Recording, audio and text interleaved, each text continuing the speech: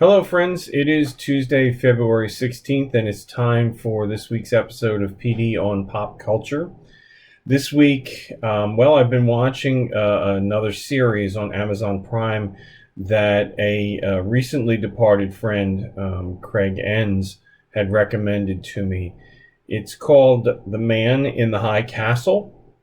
It's based on a book written by Philip K. Dick. He's also written books like that have been made into movies. You may know, like Minority Report, Total Recall, things like that. Popular science fiction writer. The basic premise of the story of this television series on Amazon Prime is that the Axis powers won World War II. They developed an atomic bomb and dropped it on Washington, D.C., and won the war, and have split the country, the United States. Everything east of the Rocky Mountains is part of the Third Reich, and west of the Rocky Mountains is part of Imperial Japan.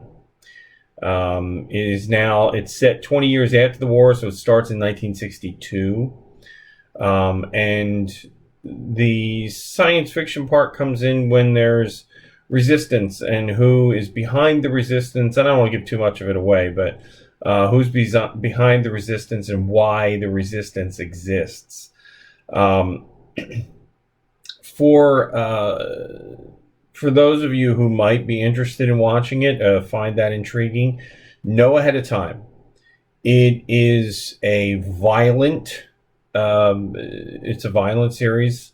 I don't recommend it for children. Certainly not.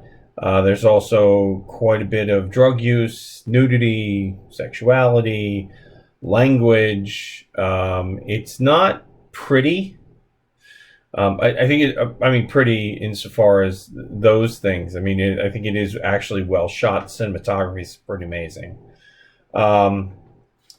It's 20 years after the war. Hitler is still the Fuhrer, but his health is failing, and there's rumors that there may be, if Hitler dies, there may be another war on the U.S. continent to try to push the Japanese out or whatever.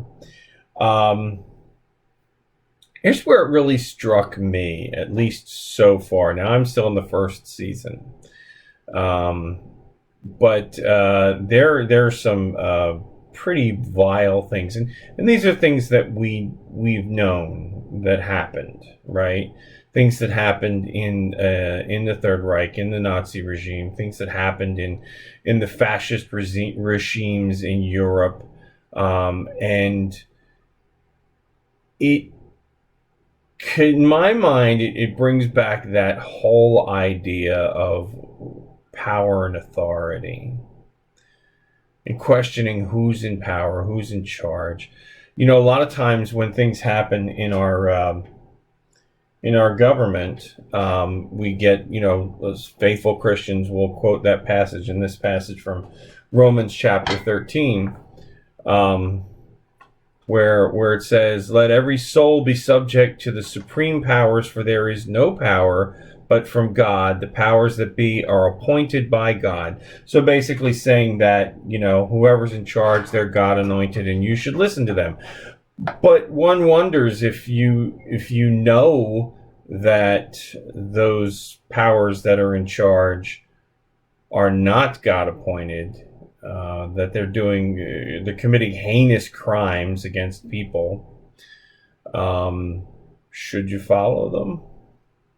Should you listen to them? And I know that's hard. A lot of us, I think, would like to think that we would have, had we lived in Nazi Germany, we would have been helping smuggle Jews out, but that's probably not the case for most of us. I think most of us would not have done that. I think we would have been turning in our Jewish neighbors just to keep ourselves out of trouble, but that's human nature, right?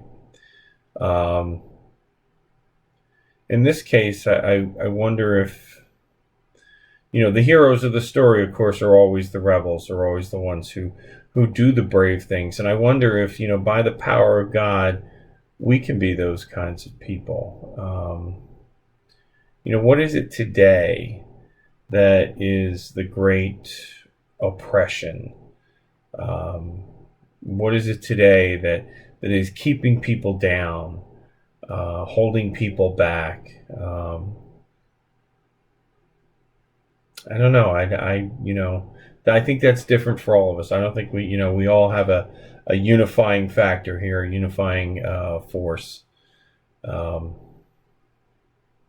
it's certainly a conversation worth having, isn't it?